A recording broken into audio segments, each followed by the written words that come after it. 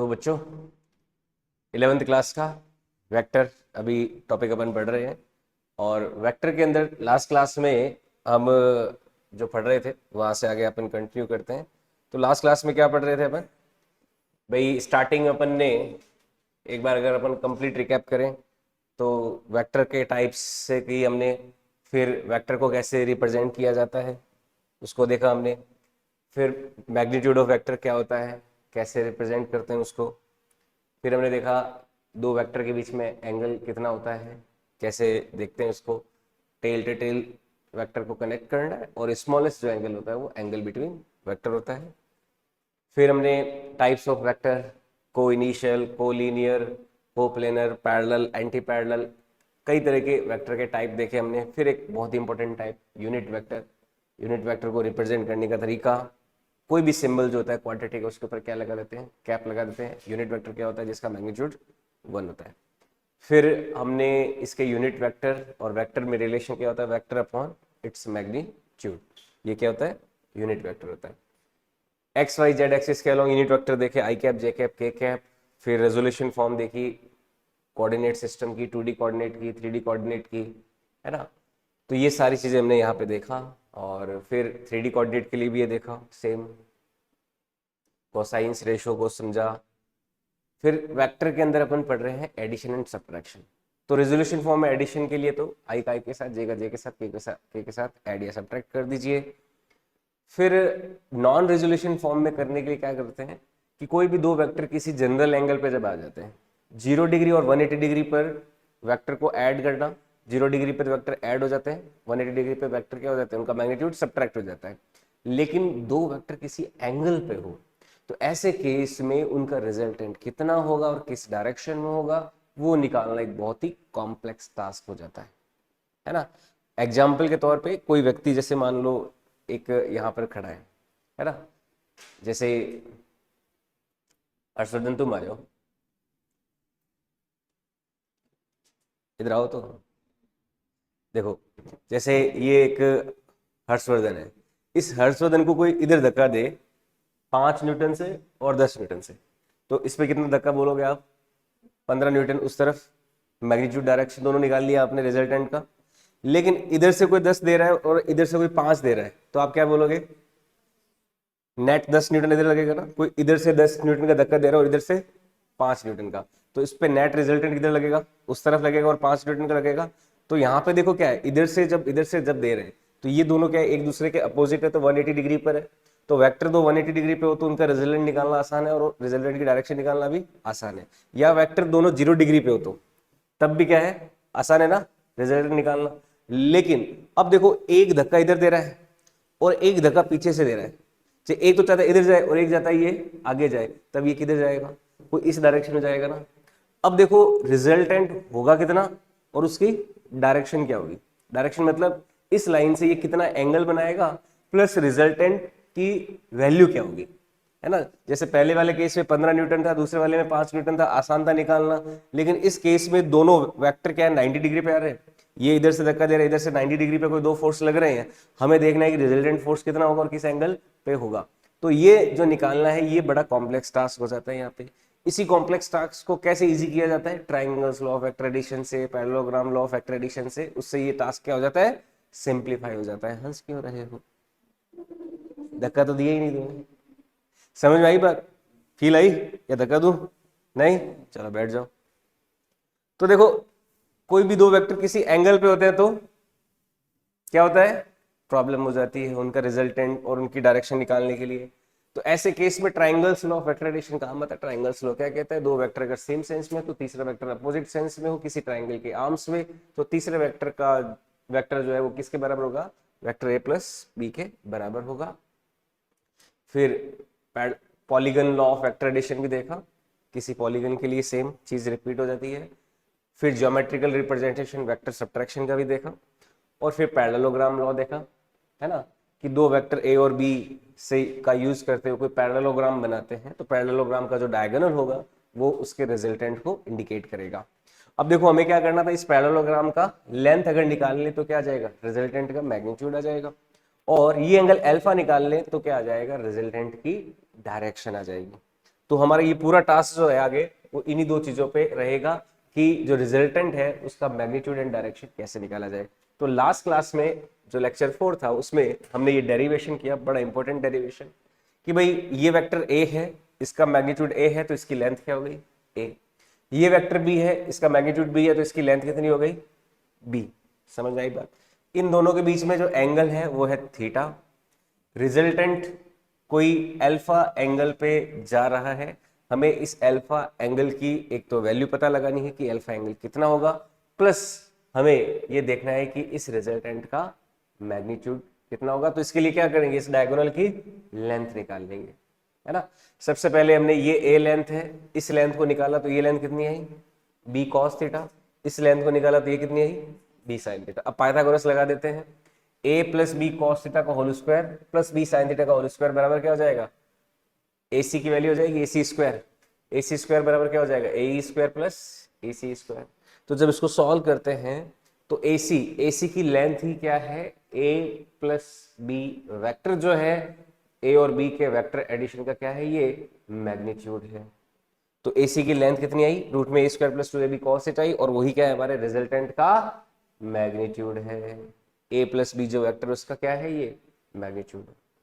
फिर next step पे एक तो ये फॉर्मूला याद रखना है रूट में a square plus b square plus 2ab cos theta, और नेक्स्ट स्टेप में क्या कि ये जो रिजल्टेंट है वो कितना एंगल बना रहा है। तो अल्फा एंगल की वैल्यू निकालने के लिए क्या किया हमने, परपेंडिकुलर अपॉन बेस वाला काम में लिया। तो ये क्या हो जाएगा B sine theta upon A plus B cos theta, tan alpha is equal to क्या हो जाएगा परपेंडिकुलर अपॉन में बेस, है ना। ट्रिग्नोमेट्री में टेन थीटा क्या होता है परपेंडिकुलर अपॉन बेस होता है किसी ट्राइंगल में। तो ये जो ट्राइंगल है ना ए सी ई, इसमें परपेंडिकुलर कितना बी साइन थीटा और बेस कितना ए प्लस बी कॉस थीटा। तो यहां से टेन अल्फा की वैल्यू आ जाएगी बी साइन थीटा अपॉन ए प्लस बी कॉस थीटा। फिर एक और टर्म निकालनी है अपन को, मान लो बीटा एंगल निकालना है।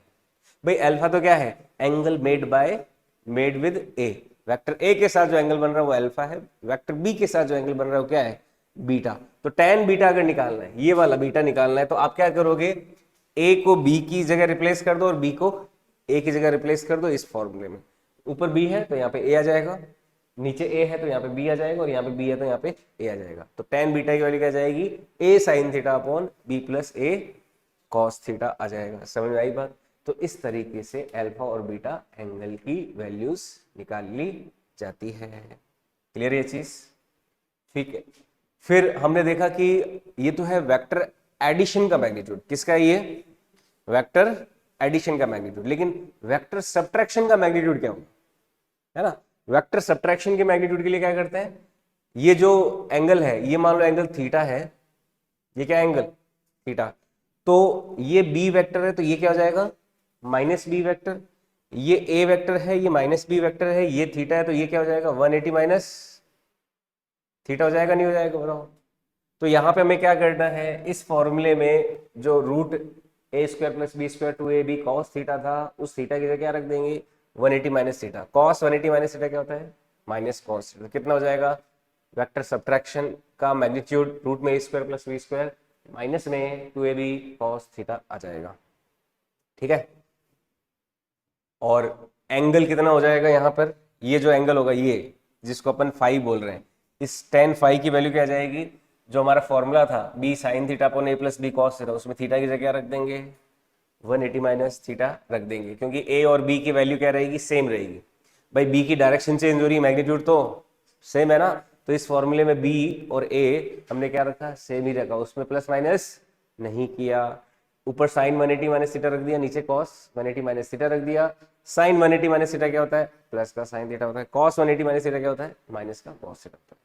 तो इसको रखने के बाद में क्या फॉर्मूला बन गया tan phi is equal to B sine theta upon A minus B cos theta बन गया।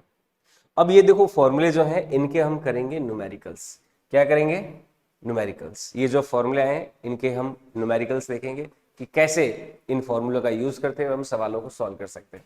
जैसे क्वेश्चन देखो क्या है, जैसे दो वेक्टर है या फिर कोई ऑब्जेक्ट पे दो फोर्स लग रहे हैं,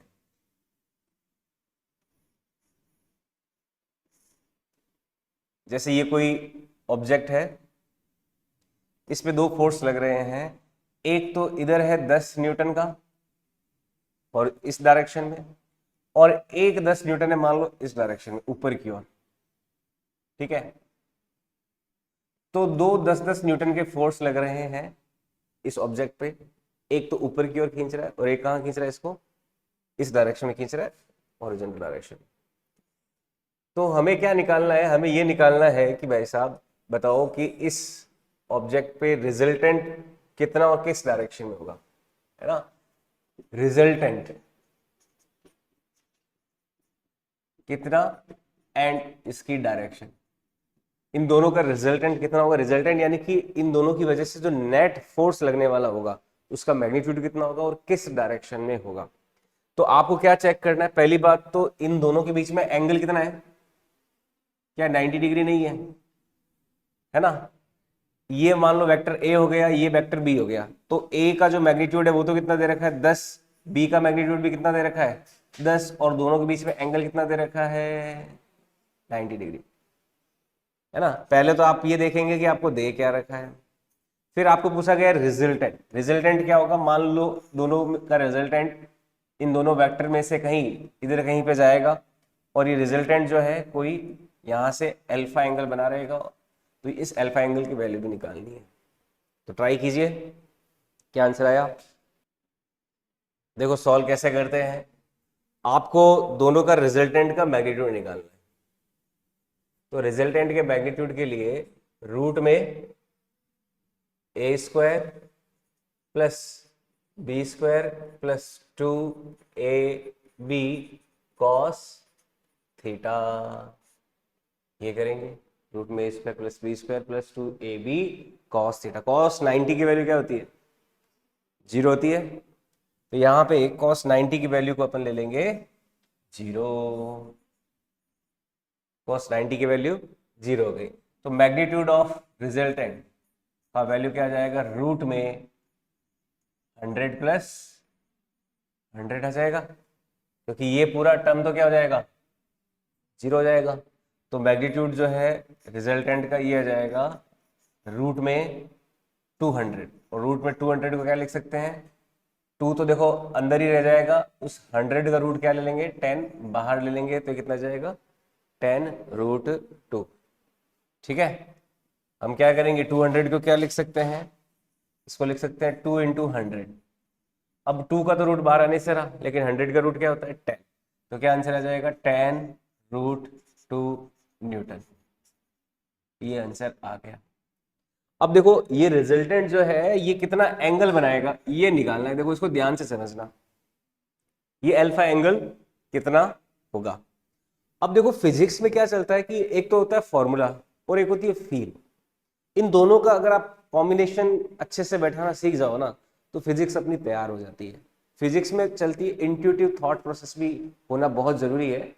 जैसे यहाँ पर ये 10 न्यूटन से खींच रहा है, ये 10 न्यूटन से खींच रहा है, दोनों कितने एंगल पर है 90 डिग्री पर है। अब ये जो ए है, मान लो ये कोई ऑब्जेक्ट है, ये कोई व्यक्ति है, ये रमेश है, सुरेश है, कोई भी है, मान लो रमेश है, रमेश क्या सोचेगा कि ये आदमी मेरे को 10 से खींच रहा है, ये आदमी 10 से खींच रहा है, मैं किस तरफ जाऊं, है भाई ये भी 10 से खींच रहा है, ये भी 10 से खींच रहा है, हाँ जाना मेरे को इन दोनों में से कहीं बीच में जाना है, लेकिन मैं इसको भी खुश रखना चाहूंगा, इसको भी खुश रखना चाहूँ, तो इसके पास कौन सा ऑप्शन रहेगा, एक बीचों बीच में से। अगर दोनों फोर्स क्या है मैग्नीट्यूड में बराबर है तो इसके पास एक ही ऑप्शन बच जाएगा, वो कौन सा, कि ये दोनों के जस्ट बीचों बीच में से ही निकले। तो ये जो रिजल्टेंट है, एक तो रिजल्टेंट कितना आ गया 10√2 न्यूटन आ गया, और रिजल्टेंट किस एंगल पे जाएगा 45 डिग्री पे जाएगा, क्योंकि 90 का आधा कितना होता है 90 का आधा कितना होता है 45 होता है ना। तो 90 डिग्री पे दो इक्वल फोर्स लग रहे हैं, तो ऑप्शन क्या रह जाएगा, केवल एक, दोनों को खुश रखना है तो बीचों बीच में से जाना पड़ेगा। तो आंसर कितना आ जाएगा 45 डिग्री। अब ये चीज फॉर्मूले से भी आनी चाहिए ना, हमारी फीलिंग क्या कहती है बीचों बीच में से जाना चाहिए, तो 45 डिग्री हमारी फील से आ रहा है, ये सवाल का आंसर आ रहा है नहीं आ रहा। अब यही सेम जो आउटकम है क्या फॉर्मूले से भी नहीं आना चाहिए, फॉर्मूले से भी आना चाहिए। तो फॉर्मूले लगा के हम एंगल की वैल्यू देखो निकालते हैं। तो tan अल्फा बराबर क्या था b sin थीटा अपॉन में a plus b cos theta. जो रिजल्टेंट है कितना एंगल बनाएगा उसे निकालने के लिए हम क्या फॉर्मूला यूज करते हैं, बी साइन थीटा अपॉन ए plus B cos theta use करते हैं। तो बी साइन थीटा देखो, बी कितना हो गया 10, साइन थीटा हो गया 90 डिग्री, डिवाइडेड बाय ए हो गया 10 इंटू बी कॉस, बी हो गया 10 कॉस 90 डिग्री। साइन 90 की वैल्यू होती है 1, कॉस 90 की वैल्यू होती है 0। तो ये ऊपर रह जाएगा 10, नीचे आ जाएगा 10 प्लस ये पूरा हो जाएगा 0। तो ये कितना हो जाएगा 10 डिवाइडेड बाय 10, यानी कि कितना आ गया, क्या 1 नहीं आ गया। अब यहां पर ये देखो कि जो tan अल्फा आ रहा है ये कितना आ रहा है 1। जब tan थीटा 1 हो, tan थीटा की 1 वैल्यू कब होती है, जब थीटा की वैल्यू कितनी होती है 45 डिग्री। तो यहां से देखो फॉर्मूला भी हमें क्या कह रहा है कि अल्फा कितना होना चाहिए 45 डिग्री होना चाहिए, होता है। और हमारी फील भी क्या कह रही है कि 45 डिग्री पे ही जाना चाहिए। तो हमारी जो फीलिंग है, इंट्यूटिव अंडरस्टैंडिंग है, उसको सिस्टमेटिकली फॉर्मूले के माध्यम से फाइनल रिजल्ट में कन्वर्ट कर दिया किसने, फिजिक्स ने। यही है यूनिवर्स की लैंग्वेज, है ना। हम इस ब्रह्मांड को केवल फॉर्मूलों के माध्यम से, मतलब हम इंट्यूशनली समझते हैं कि ये दुनिया कैसे चल रही है। जैसे कोई भी बच्चा पैदा होता है ना, तो उसको क्या हम ग्रेविटी पढ़ाते हैं, क्या हम उसको फ्रिक्शन पढ़ाते हैं, कुछ भी नहीं पढ़ाते हैं ना। उसको हम बैलेंस कैसे बनाना है सिखाते हैं क्या, पर फिर भी वो साल भर का होता है तो क्या होता है चलना सीख जाता है ना। अब चलना सीखना है, अगर किसी रोबोट को सिखाना हो आज की डेट में, उस रोबोट को सिखाने के लिए उसको ग्रेविटेशन फोर्स का फॉर्मूला, ग्रेविटी, फ्रिक्शन, ये सारी चीजें सिखानी पड़ेगी नहीं पड़ेगी। लेकिन छोटा बच्चा जो होता है वो 1 साल का होते क्या होता है, चलना जब सीख जाता है तो उसको ग्रेविटी में बैलेंस कैसे बनाना है, और फर्श के साथ जो फ्रिक्शन है उस फ्रिक्शन को यूज करते हुए कैसे बिना स्लिप होते हुए, बिना गिरे मेरे को चलते रहना है, ये सारी चीजें वो अपने आप इंट्यूशनली सीख जाता है, नहीं सीख जाता। इसका मतलब हमारे अंदर, हमारे भीतर क्या है, फिजिक्स हमारी जड़ों में है, फिजिक्स हमारे इंट्यूशनल लेवल पे मौजूद है। हम फील करके फिजिक्स समझ सकते हैं। हम, हमारे अंदर मैथमेटिक्स और फिजिक्स ऑलरेडी इंस्टॉल्ड है, बस उसको सिस्टमेटिकली हम क्या कर रहे हैं, सीखते हैं बाहर के ऑब्जर्वेशंस को देखते हुए, उसको सिस्टमाइज करते हैं, उसको चैनलाइज करते हैं, उसको कैटेगराइज करते हैं इन फॉर्मूलों की मदद से। यहाँ पे आपने देखा कि हमारी फीलिंग कहती है कि 45 डिग्री पे जाना चाहिए, और फॉर्मूला भी क्या कहता है, बिल्कुल 45 डिग्री पे जाना चाहिए। दोनों बातें करेक्ट हो गई ना। तो ये चीज हमें ध्यान में रखनी है ना। तो आपको कोई भी फॉर्मूला दिया जाए तो वो केवल ऐसे तुक्का नहीं है, उससे जो भी रिजल्ट आ रहा है वो बहुत ज्यादा एक सिस्टमेटिक स्टडी, इस यूनिवर्स की स्टडी की गई है, उसी से ही आ रहा है। ठीक है, आगे बढ़े। तो आगे बढ़ते हैं, देखो और देखो सवाल लेते हैं।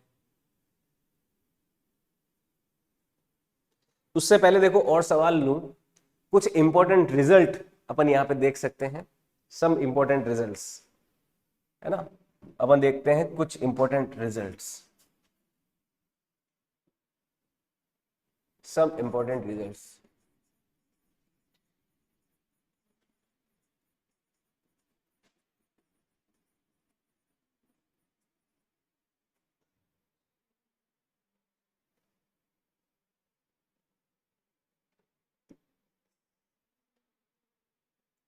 सम इंपॉर्टेंट रिजल्ट्स कुछ देखो, वेक्टर के प्रिंसिपल को लेते हुए इंपॉर्टेंट रिजल्ट्स देखते हैं। जैसे रिजल्ट्स क्या है, अगर मान लीजिए, देखो हमारे पास फॉर्मूले तो यही है कि वेक्टर एडिशन में जो रिजल्टेंट है ये हो जाता है रूट में, जो वेक्टर एडिशन की बात कर रहा हूं मैं, तो वेक्टर एडिशन जो a प्लस बी का एडिशन है, उनका जो रिजल्टेंट है उसका मैग्नीट्यूड कितना आ जाता है, रूट में a square plus b square plus 2ab cos theta आ जाता है ना। और एंगल कितना हो जाता है, tan अल्फा बराबर a plus b, a b sine theta upon b sine theta upon में a plus B cos theta आ जाता है, आ जाता है। अब देखो ये वेक्टर एडिशन के फॉर्मूले हैं। देखो क्या क्या रिजल्ट्स ले रहे हैं, स्टैंडर्ड रिजल्ट्स हम ले रहे हैं। पहला हम ले रहे हैं कि अगर मान लीजिए इफ थीटा बराबर 0 डिग्री हो, थीटा बराबर क्या हो 0 डिग्री हो ना, अब 0 डिग्री पे हमारी फीलिंग क्या कहती है कि दो वेक्टर अगर 0 डिग्री पे है, दोनों क्या है, एक का मैग्नीट्यूड ए है और एक का मैग्नीट्यूड क्या है, बी, तो यही होगा ना 0 डिग्री पे। देखो दोनों के बीच में एंगल 0 डिग्री का मतलब यही होगा, दोनों क्या है, सेम डायरेक्शन में, एक हो गया ए और एक हो गया बी। अगर दो वेक्टर सेम डायरेक्शन में हो तो क्या होता है, डायरेक्टली वो सीधा ऐड हो जाते हैं ना, होते नहीं होते। तो हमारी फीलिंग क्या कहती है कि इसके रिजल्टेंट का मैग्नीट्यूड क्या आना चाहिए, ए प्लस बी आना चाहिए। अभी फॉर्मूले से चेक करें, नहीं करें कि क्या वो आ रहा है या नहीं आ रहा। अगर दो वेक्टर, जैसे अभी हमने हर्षवर्धन को खड़ा किया और उस पर दो फोर्सेस लगाए, एक 5 का और एक 10 का, तो टोटल कितना आ रहा था, 15। यानी कि 0 डिग्री पे दो वेक्टर होते हैं तो डायरेक्टली क्या हो जाते हैं, वो ऐड हो जाते हैं ना। तो अपन यहाँ पे भी हमारा रिजल्टेंट फाइनली क्या आना चाहिए, एक का तो मैग्नीट्यूड ए है, एक का मैग्नीट्यूड बी है, तो रिजल्टेंट कितना आना चाहिए, ए प्लस बी आना चाहिए ना। तो अपन वो चेक कर लेते हैं, रिजल्टेंट के फॉर्मूले में वैल्यू रखी देखो, तो रिजल्टेंट जो है कितना आ जाएगा, देखो रूट में a square plus b square plus 2ab cos 0 degree. Cos 0 की वैल्यू कितनी होती है, 1 हो जाती है, तो यहाँ पे 1 रख दिया, तो ये कितना हो जाएगा, रूट में a square plus b square plus 2ab हो गया। और देखो a square plus b square plus 2ab क्या होता है, ए प्लस बी का होल स्क्वायर, और ये हो गया रूट, तो रूट और स्क्वायर क्या हो जाएगा, कैंसिल। तो फाइनली आउटकम क्या आ गया, ए प्लस बी। आया या नहीं आया, आया नहीं आया। तो हमारी फीलिंग ए प्लस बी कहती है और फॉर्मूला भी क्या कहता है, ए प्लस बी होना चाहिए। तो दोनों चीजें देखो पैरेलल चल रही है।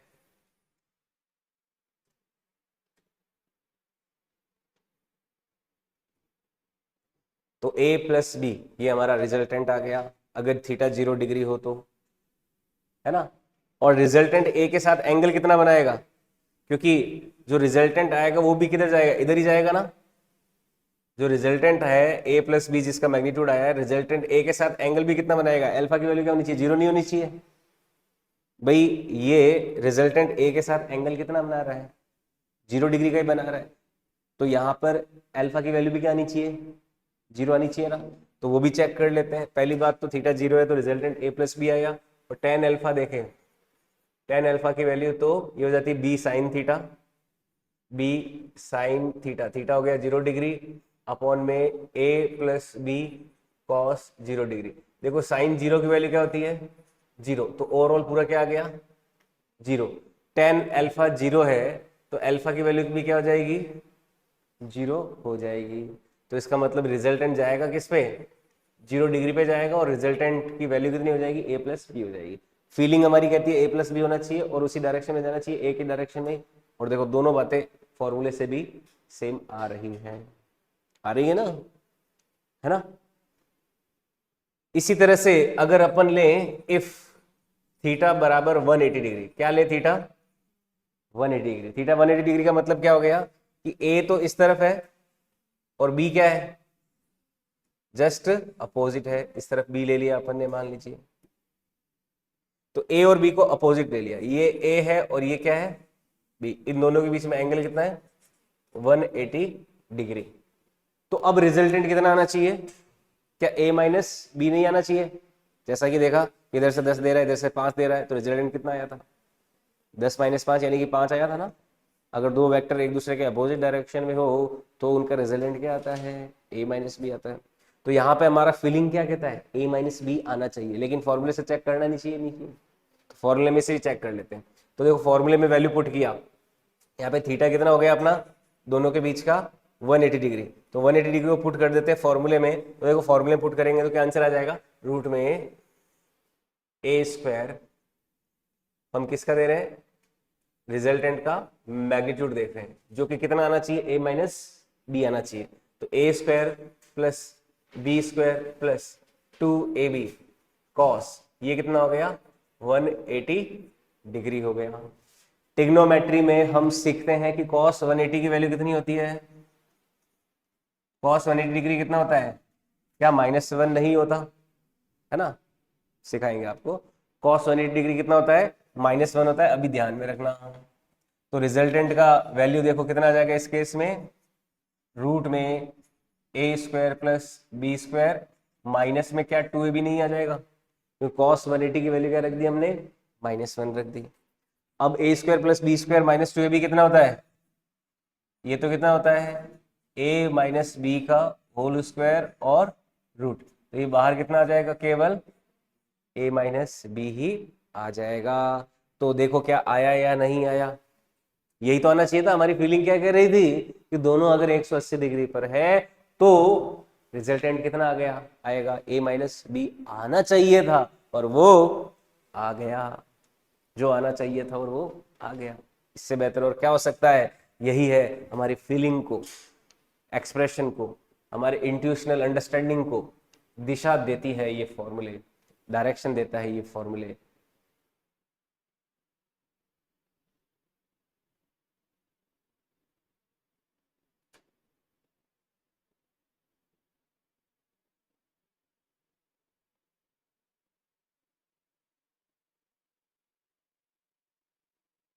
समझ में आई बात, ठीक है, ऐसे करते हैं इसको।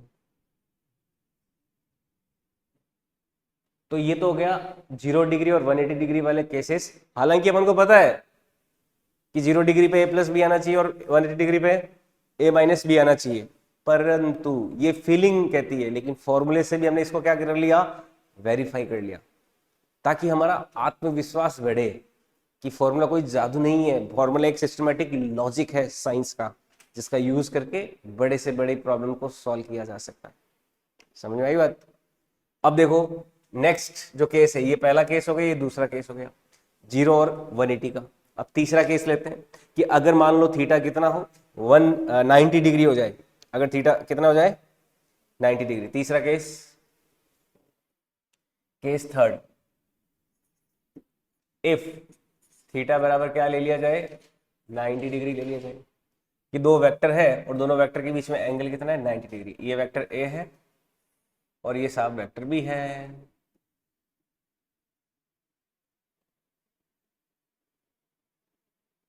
ये वेक्टर ए है और ये वेक्टर बी है।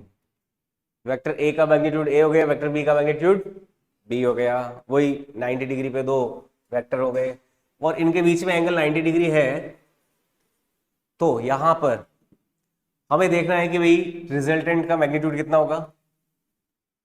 हमारा रिजल्टेंट कोई इधर से जाएगा, इसकी वैल्यू हमें देखनी है, चेक करनी है, जो रिजल्टेंट होगा वो।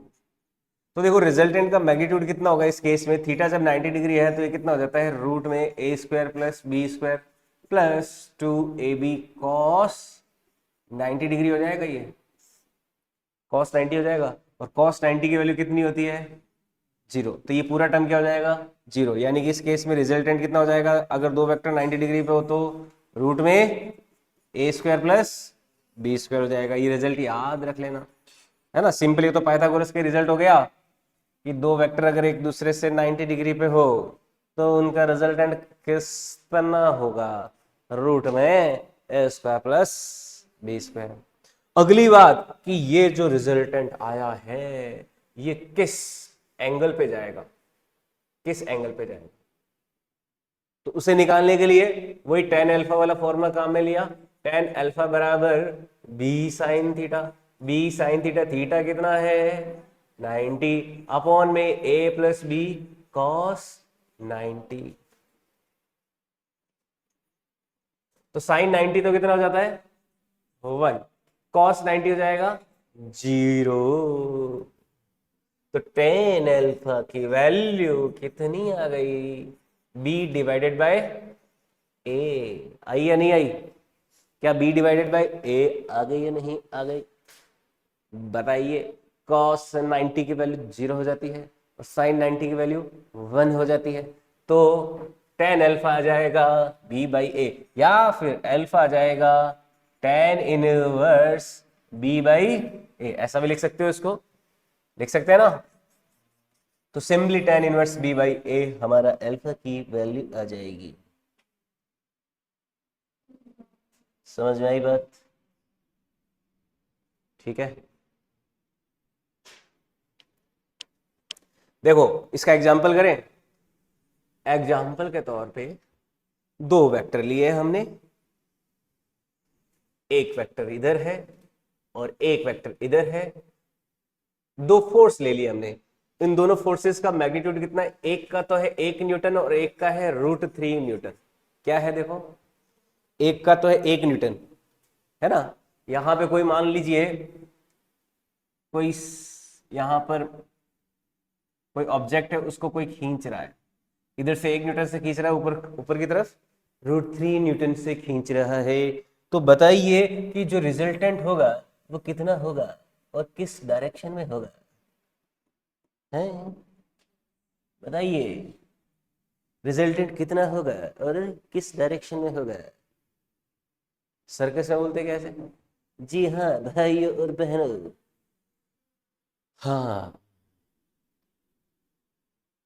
तो 90 डिग्री है ना दोनों के बीच में एंगल, तो फॉर्मूला क्या लग जाएगा? सीधा रूट में a² प्लस b²। सीधा फॉर्मूला काम में लो, बताओ कितना आएगा?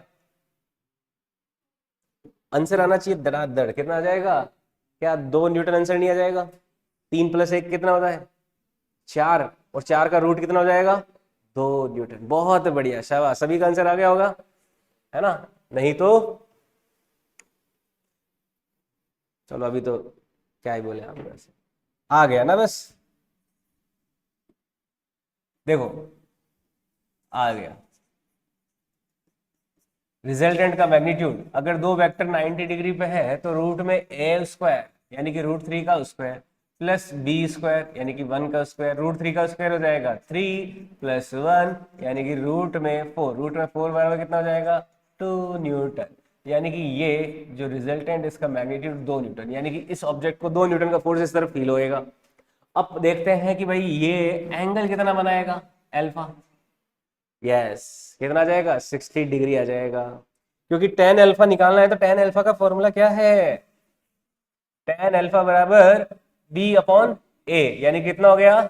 √3/1। अगर दो वेक्टर 90 डिग्री पे है तो उनका रिजल्टेंट किस एंगल पे जाएगा? tan अल्फा बराबर √3/1 हो गया, b/a हो गया। तो यहां से tan अल्फा की वैल्यू आ गई √3।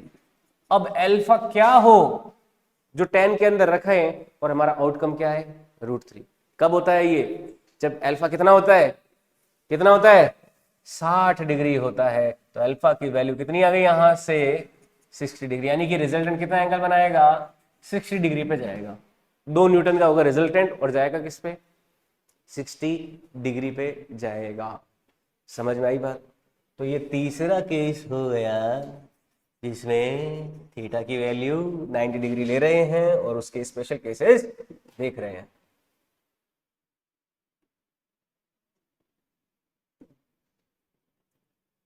ये हो गया थीटा 90 डिग्री।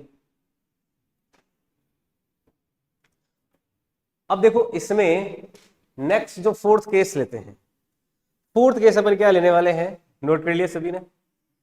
फोर्थ केस क्या है कि अगर मान लीजिए दोनों जो फोर्स लगाने वाले हैं वो बराबर है। क्या है? दोनों फोर्स लगाने वाले बराबर, यानी कि ए और बी बराबर है, और वो किसी के बराबर ले लिया अपन ने, किसी एक को ए के बराबर ले लिया। अगर दोनों जो लगाने वाले फोर्स है वो बराबर है, ये इस तरह से कुछ केस है, ये भी ए है और ये भी ए है, इन दोनों के बीच का एंगल कितना है? कोई थीटा है। अगर किसी ऑब्जेक्ट पे दो इक्वल मैग्नीट्यूड के वेक्टर लग रहे हो, इक्वल मैग्नीट्यूड के फोर्स लग रहे हो, तो रिजल्टेंट कितना होगा और किस डायरेक्शन में होगा, है ना। अब देखो किस डायरेक्शन में होगा ना, उसको मैं पहले ले लेता हूं। उसको पहले लेने का कारण आपको समझ में आ जाएगा कि देखो रिजल्टेंट जो होगा वो कोई इधर से जाएगा, और कैसे जाएगा? दोनों को खुश रखते हुए जाएगा कि तेरी भी बात नहीं तेरी भी बात नहीं रखता, दोनों को खुश कर दो। दोनों को खुश करने के लिए रिजल्टेंट किस एंगल पे जाना चाहिए फिर बताओ? क्या θ/2 पे नहीं जाना चाहिए? जाएगा ना। तो ये ध्यान रखना भाई, थीटा एंगल बना रहे हैं, ये कह रहा है कि मैं इधर खींचूंगा मैं इधर खींचूंगा, दोनों के बीच में 60 डिग्री का एंगल है, तो ये किस एंगल पे जाएगा? यहां से 30 डिग्री का एंगल पे नहीं जाएगा, यानी कि θ/2 पे जाएगा ना। अगर दोनों 90 डिग्री पे इक्वल मैग्नीट्यूड के फोर्सेस खींच रहे थे, 10 न्यूटन 10 न्यूटन 10 न्यूटन के दो 90 डिग्री वाले खींच रहे थे ना, अभी जैसे ये सवाल किया ये वाला, तो दोनों इसमें क्या थे? 90 डिग्री पे थे ना, ये भी 10 से ये भी 10 से, तो हमने रिजल्टेंट को किस पे भेजा? 45 डिग्री पे ना, कि ना तेरी बात सुनूंगा ना तेरी बात, दोनों को खुश रख देता हूँ और किधर चला जाता हूँ? बीचों बीच में से। तो ठीक ऐसे ही यहां पर भी क्या हो जाएगा? ये अपन एक जनरल रिजल्ट ले रहे हैं कि थीटा एंगल पे दो इक्वल मैग्नीट्यूड के वेक्टर लग रहे हो तो उनका रिजल्टेंट क्या होगा, दोनों के बीचों बीच में से पास होगा। हमारी फीलिंग कहती है, फीलिंग से सीधा निकाल लिया मैंने थीटा बाई टू, अभी फॉर्मूले से भी निकाल लिया, है ना। तो यहां पर पहला पॉइंट तो हो गया resultant, resultant will just pass from Midway of vectors. जो रिजल्टेंट है ना वो दोनों वेक्टर के बीचों बीच में से पास हो जाएगा। और रिजल्टेंट का मैग्नीट्यूड कितना आएगा, मैग्नीट्यूड निकालने के लिए रिजल्टेंट के हम फॉर्मूले में वैल्यू रख देते हैं। फॉर्मूला क्या है हमारा, रूट में a square plus b square plus 2ab cos theta. फॉर्मूले में क्या रखा हमने, जहां पे बी था वहां पे वापस फिर क्या रख दिया, ए ही रख दिया, क्योंकि ए और बी का मैग्नीट्यूड क्या है इस बार, बराबर है ना। तो रूट में a square plus 2a cos theta, ये फॉर्मूला बन गया। तो रिजल्टेंट का मैग्नीट्यूड क्या आ जाएगा, ये आ जाएगा रूट में ए स्क्वायर और ए स्क्वायर ऐड होकर कितना बन जाएगा, ये 2a स्क्वायर हो गया, प्लस ये आ जाएगा 2a स्क्वायर और ये हो जाएगा कॉस थीटा।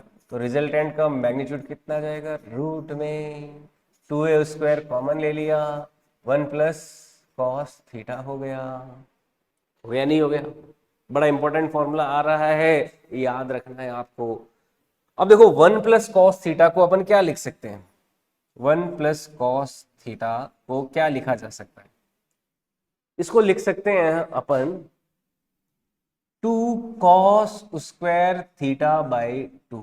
ऐसा लिख सकते हैं नहीं लिख सकते, ट्रिग्नोमेट्री मैंने आपको बताया, जो कॉस थीटा की वैल्यू होती है वो किसके बराबर होती है, 2 कॉस स्क्वायर थीटा बाई 2 -1 होती है।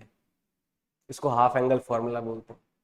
जो कॉस 2 थीटा होता है वो क्या होता है, 2 कॉस स्क्वायर थीटा -1 होता है। ये कॉस 2 थीटा का फॉर्मूला है। तो कॉस थीटा कितना हो जाता है, 2 कॉस स्क्वायर थीटा बाई 2 -1 हो जाएगा। ये फिर -1 को इधर लेके आएंगे तो 1 प्लस कॉस थीटा किसके बराबर है, 2 कॉस स्क्वायर थीटा बाई 2 के बराबर होता है। ये वैल्यू हम यहाँ पे रख देते हैं, है ना। इस 1 प्लस कॉस थीटा की जगह क्या रख देते हैं, 2 कॉस स्क्वायर थीटा बाई 2 रख देते हैं। तो इससे देखो क्या आ जाएगा, इससे हमारे रिजल्टेंट का जो मैग्नीट्यूड आ जाएगा वो आ जाएगा रूट में 2a square into twice of cos square theta by 2। 2 into 2 कितना हो गया, 4। 2 इंटू 2 कितना हो गया, 4। 4 का ये देखो आ जाएगा रूट में 4a square cos square theta by 2। तो रिजल्टेंट का जो मैग्नीट्यूड है ये आ जाएगा, 4 का रूट कितना मारा जाएगा 2, ए स्क्वायर का आ जाएगा a, कॉस स्क्वायर का आ जाएगा कॉस थीटा बाई 2। ये हमारा फाइनल रिजल्ट आ जाएगा। तो कितना आ गया, 2a कॉस थीटा बाई 2। ये फॉर्मूला याद रखना है।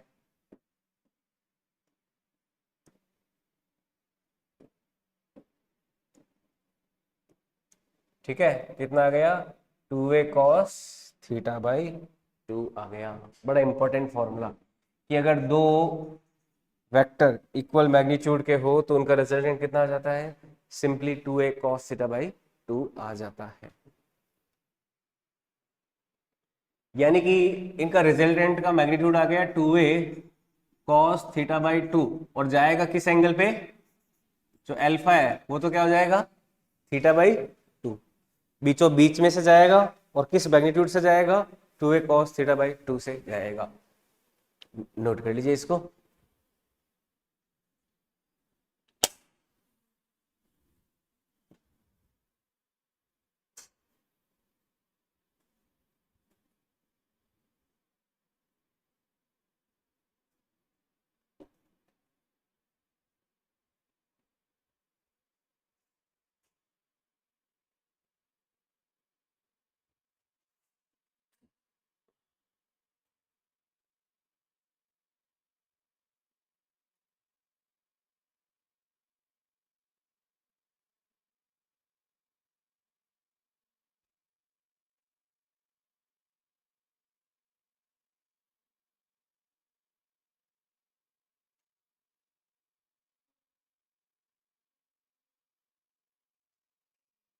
आगे बढ़े, समझ में आई बात?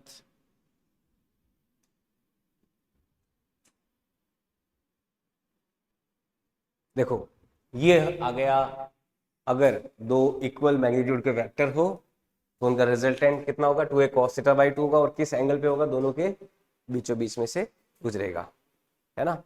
अच्छा, ये जो रिजल्ट आया थीटा बाई 2, ये फॉर्मूले से भी आ सकता है, लेकिन आप इसको याद ही रख लेना कि 2a cos थीटा बाई 2 आएगा और किधर से जाएगा, बीचों बीच में से जाएगा।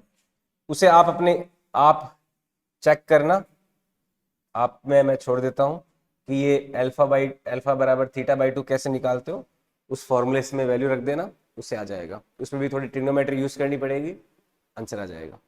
ठीक है, तो दो वेक्टर अगर इक्वल मैग्नीट्यूड के हो तो रिजल्टेंट कितना आ जाता है, 2a cos थीटा बाई 2 आ जाता है।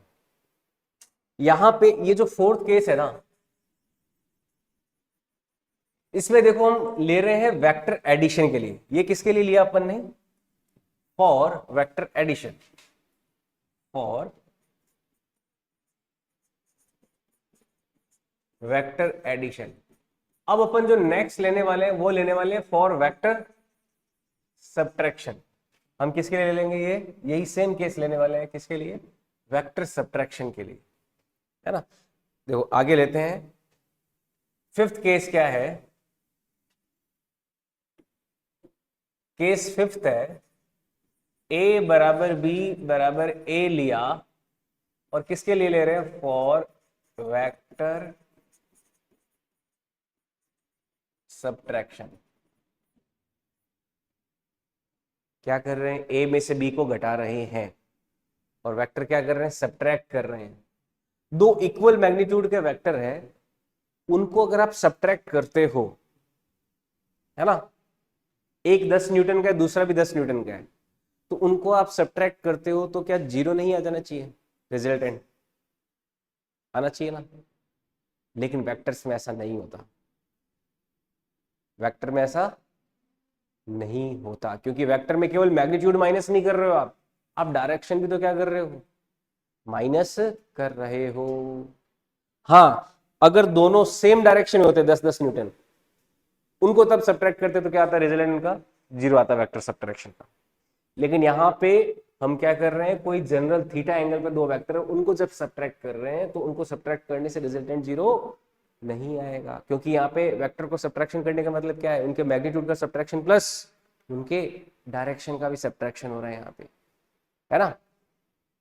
तो ये देखो वेक्टर सब्ट्रैक्शन में क्या आएगा, a minus b, vector a minus b का जो मैग्नीट्यूड है वो कितना हो जाता है, रूट में a square plus b square plus, अब सब्ट्रैक्शन में क्या आता है, माइनस में 2ab cos थीटा हो जाता है। ये फॉर्मूला लगेगा वेक्टर सब्ट्रैक्शन का, रूट में a square plus b square minus 2ab cos theta होता है वेक्टर सब्ट्रैक्शन के लिए। हमने अभी वेक्टर सब्ट्रैक्शन में निकाला था ये फॉर्मूला, आ गया, ये रहा, निकाला ना अभी, है ना, रूट में a square plus b square plus 2ab minus में 2ab cos थीटा। तो ये वेक्टर सब्ट्रैक्शन के लिए अपन देख रहे हैं। तो ये देखो वेक्टर सब्ट्रैक्शन का जो मैग्नीट्यूड है रूट ए माइनस बी, ये आ जाएगा रूट में, ये हो गया 2a स्क्वायर, और इसमें से 2a स्क्वायर कॉमन लिया तो क्या आ जाएगा इस बार, 1 माइनस कॉस थीटा आ जाएगा। जैसे पिछले केस में 1 प्लस कॉस थीटा आया था, इस बार क्या आ जाएगा, 1 माइनस कॉस थीटा आ जाएगा। अब ये देखो 1 माइनस जो कॉस थीटा है, कॉस थीटा को अपन जैसे 2 cos square theta by 2 minus 1 लिख सकते हैं, वैसे ही 1 minus 2 sine square theta by 2 भी तो लिख सकते हैं। कॉस थीटा के दो फॉर्मूले थे, वैसे तो तीन थे कॉस थीटा के, एक तो होता है 2 cos square theta by 2 minus 1, एक होता है 1 minus 2 sine square theta by 2, एक होता है cos square theta by 2 minus sine square theta by 2। ये तीन फॉर्मूले होते हैं। अब अपन कौन सा काम में ले रहे हैं, ये वाला देखो काम में लेते हैं, कॉस थीटा बराबर 1 minus 2 sine square theta by 2। तो इसको क्या लिखेंगे, देखो 1 माइनस कॉस थीटा को अपन लिख सकते हैं twice of sine square theta by 2, ऐसा लिख सकते हैं। हम क्या कर रहे हैं यहाँ पे, 1 माइनस कॉस थीटा को क्या लिख रहे हैं, twice of sine square theta by 2 लिख रहे हैं, तो यहां से a माइनस बी का जो सब्ट्रैक्शन है उसकी देखो वैल्यू क्या आ जाएगी, 2a² times twice of sine square theta by 2 आ जाएगा। 2 इंटू 2 का रूट बाहर आएगा तो ये हो जाएगा 2 बाहर आ जाएगा, a बाहर आ जाएगा, साइन स्क्वायर का रूट बाहर आएगा तो साइन थीटा बाई 2। तो ये सिंप्लीफाइड फॉर्मूला हो गया कि अगर दो वेक्टर बराबर हो तो उनका जो रिजल्टेंट होगा वेक्टर सब्ट्रैक्शन का वो कितना होगा, 2a साइन थीटा बाई 2 हो जाएगा। बहुत ज्यादा इंपॉर्टेंट फॉर्मूला है वेक्टर सब्ट्रैक्शन का।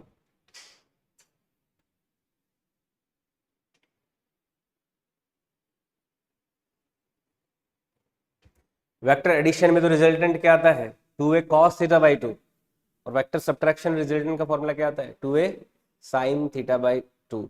कब, जब दोनों वेक्टर्स का क्या हो, मैग्नीट्यूड सेम हो, बराबर हो।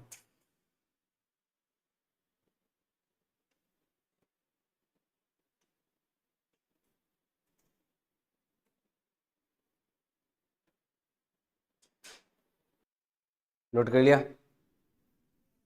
इन फॉर्मूलों को यूज करना सीखेंगे, कैसे यूज कर सकते हैं देखो इन फॉर्मूलों को। जैसे मान लो क्वेश्चन है क्वेश्चन है, अच्छा इन फॉर्मूले में भी देखो एक कुछ ऑब्जर्वेशन और है कि यहां पे हम, जैसे ये फिफ्थ केस लिया हमने जिसमें a बराबर b बराबर a है लेकिन वेक्टर सब्ट्रैक्शन के लिए ले रहे हैं। अब सिक्स्थ केस देखो क्या लेते हैं कि a बराबर b बराबर a है, हम थीटा के कुछ स्पेसिफिक केस ले लेते हैं। ठीक है, पहला केस है इसमें थीटा बराबर मान लो 0 डिग्री ले लिया, क्या ले लिया, 0 डिग्री ले लिया। ऐसे केस में देखो रिजल्टेंट जो होगा यानी कि दोनों का जो वेक्टर एडिशन है उसकी वैल्यू क्या आ जाएगी, a प्लस बी की वैल्यू देखो क्या हो जाएगी, 2a cos थीटा बाई 2।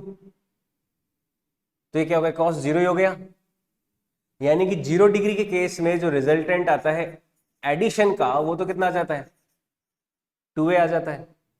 जब दो वेक्टर के बीच में एंगल 0 डिग्री है और दोनों का मैग्नीट्यूड क्या a है तो रिजल्टेंट क्या आएगा, 2a आ रहा है ना।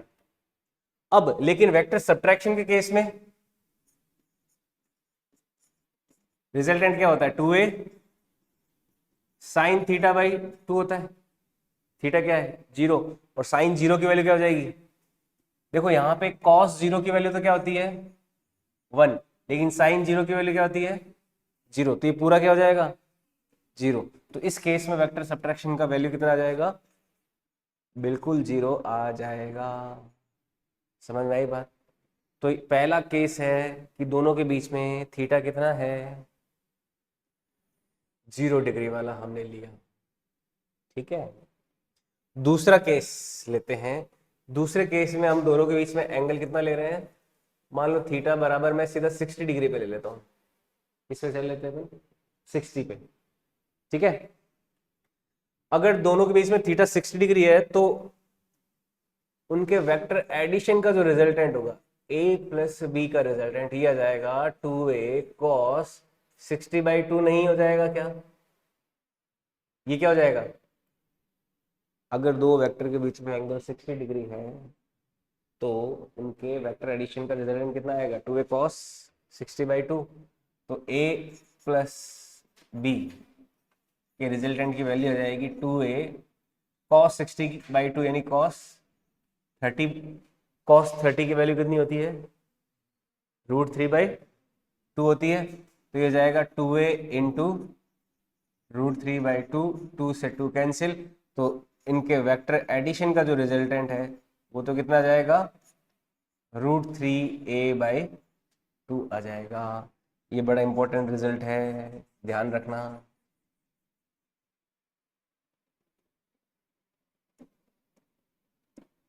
कि दो वेक्टर अगर 60 डिग्री पे है तो उनका रिजल्टेंट दो इक्वल मैग्नीट्यूड के वेक्टर अगर 60 डिग्री पे है तो उनका रिजल्टेंट कितना आएगा, √3a/2 आ जाएगा।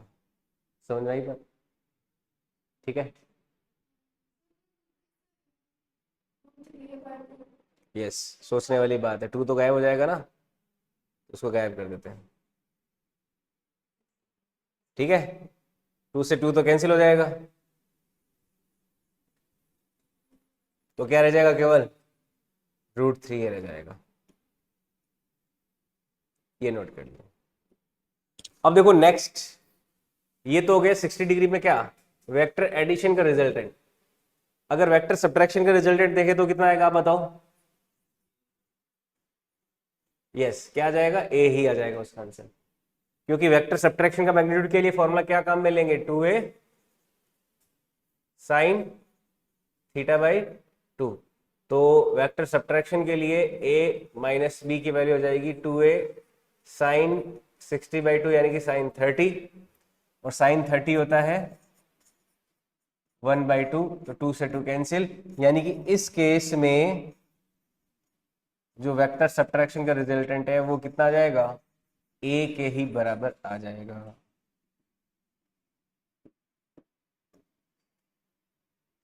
ठीक है, यह है थीटा 60 डिग्री के लिए। नेक्स्ट थीटा 90 के लिए ले लेते हैं। अगर मान लीजिए थीटा हो 90 डिग्री, तो बताओ क्या आएगा, कितना आएगा। अगर थीटा ले 90 डिग्री तो वेक्टर एडिशन का रिजल्टेंट का मैग्नीट्यूड कितना होगा, वेक्टर सब्ट्रैक्शन के रिजल्टेंट का मैग्नीट्यूड क्या होगा, कितना आ जाएगा, बिल्कुल सही, √2a आ जाएगा। सभी कैलकुलेट करेंगे।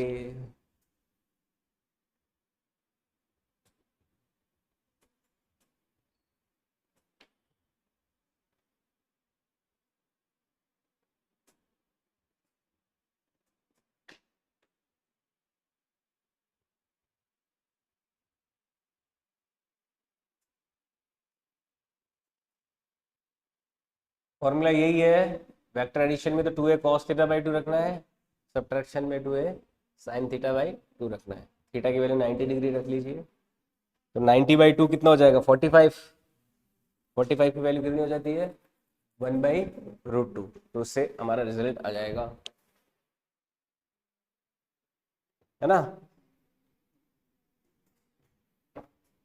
तो वेक्टर एडिशन में तो रिजल्टेंट की वैल्यू आ जाएगी 2a cos 90/2, तो ये जाएगा 2a cos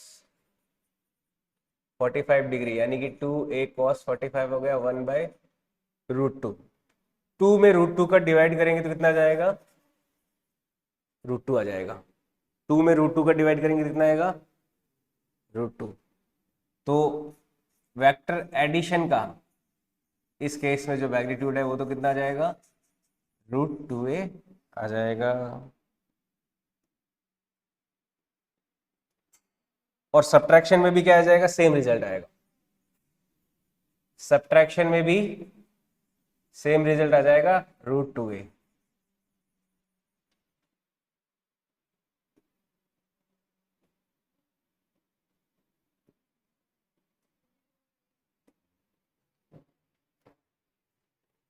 सब्ट्रैक्शन में भी सेम रिजल्ट, √2a। ठीक है, अगर दो वेक्टर इक्वल मैग्नीट्यूड के हो और उनके बीच में एंगल अगर 90 डिग्री है तो रिजल्टेंट कितना आता है, √2a आता है, एडिशन और सब्ट्रैक्शन दोनों। अब देखो जो नेक्स्ट बहुत ज्यादा इंपॉर्टेंट केस आने वाला है वो है कि इफ थीटा की वैल्यू हो 120 डिग्री, थीटा कितना हो 120 डिग्री, तो बताओ वेक्टर एडिशन और वेक्टर सब्ट्रैक्शन के मैग्नीट्यूड क्या होंगे। ए बराबर बी बराबर, ए और बी दोनों का मैग्नीट्यूड बराबर ले रहे हैं।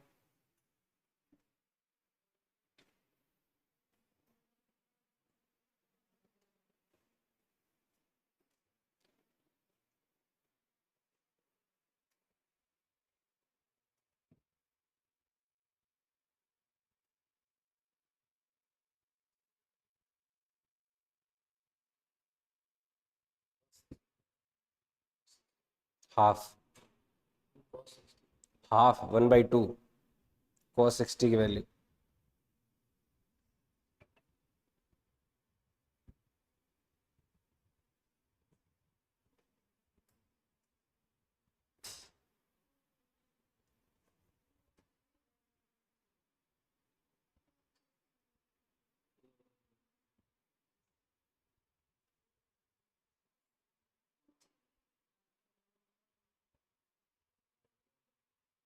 हम्म, यस। तो क्या रहा है आंसर, ए आ जाएगा। तो, तो वेक्टर एडिशन का फॉर्मूला देखें,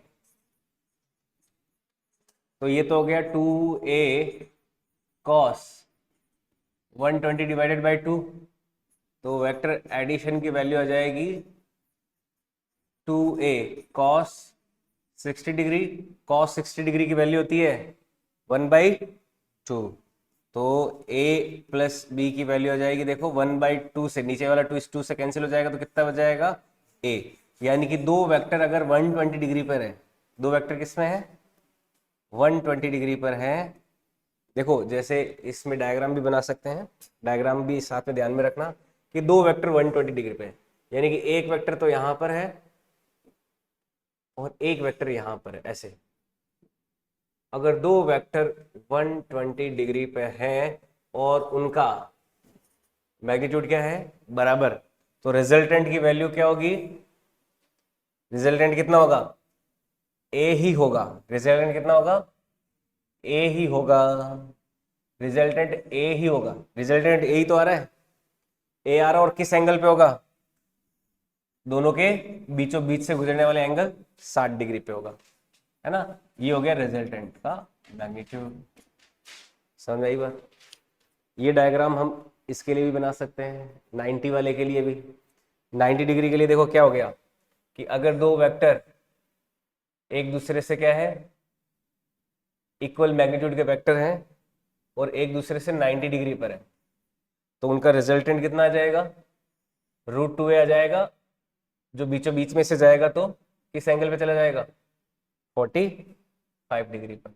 तो ये √2a आ जाएगा और ये जाएगा किस पे 45 डिग्री। यही तो रिजल्ट कह रहा है कि दो वेक्टर अगर 90 डिग्री पे हो तो उनका वेक्टर्स का रिजल्टेंट कितना आएगा √2a आएगा, और 90 पे है तो बीचों बीच में से गुजरेगा तो किससे चला जाएगा 45 डिग्री से चला जाएगा।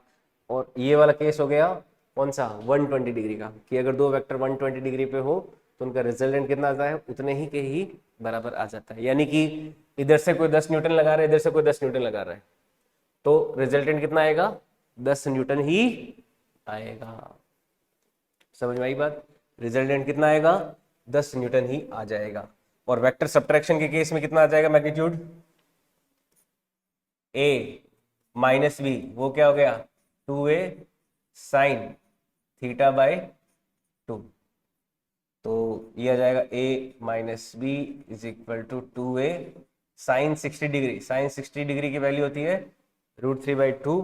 तो वेक्टर सब्ट्रैक्शन का जो रिजल्टेंट है ये आ जाएगा √3a के बराबर, है ना। सबसे देखो इंपॉर्टेंट रिजल्ट जो है ना ये वाला है, ये आप ध्यान रखना कि दो वेक्टर अगर 120 डिग्री पर हैं तो उनका रिजल्टेंट, दो इक्वल मैग्नीट्यूड के वेक्टर 120 डिग्री पे है तो उनका रिजल्टेंट हमेशा क्या होगा उनके किसी एक वेक्टर के मैग्नीट्यूड के बराबर ही होगा। तो ये पॉइंट लिख लेना ऐसे कि if two equal magnitude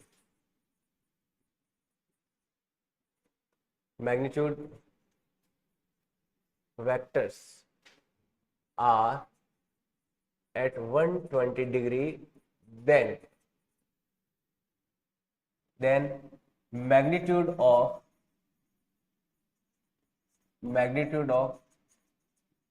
resultant is equal to magnitude of any either one vector, है ना। magnitude of one of the vector, one of the vector, जो भी एक वेक्टर है कोई भी ले लो, ये वाला ए या ये वो ए है ना, तो उसके किसी के बराबर हो गया, उसी के बराबर हो गया। ठीक है, समझ में आई बात?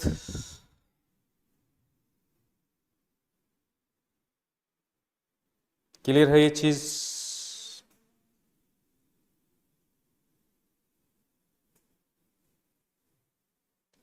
ठीक है, ये पॉइंट ध्यान में रखना, है ना। इनके देखो छोटे छोटे सवाल ले लेते हैं, ये जो रिजल्ट आए हैं इन्हीं के ही, फटाफट ले लें। देखो जैसे मान लो क्वेश्चन लिया, अब देखो फटाफट आंसर आना चाहिए, ये जो रिजल्टेंट है उनके लिए। मान लो दो वेक्टर लिए, ये कोई है 10 न्यूटन का और ये है 10 न्यूटन का, और दोनों के बीच में एंगल कितना है, 60 डिग्री है। तो बताओ रिजल्टेंट कितना होगा और किस डायरेक्शन में होगा, फटाफट बताना है, टाइम नहीं लगना चाहिए, क्योंकि अपन ने रिजल्टेंट निकालने के लिए देखो 60 डिग्री वाला केस का रिजल्टेंट क्या था, कितना था, √3 था ना,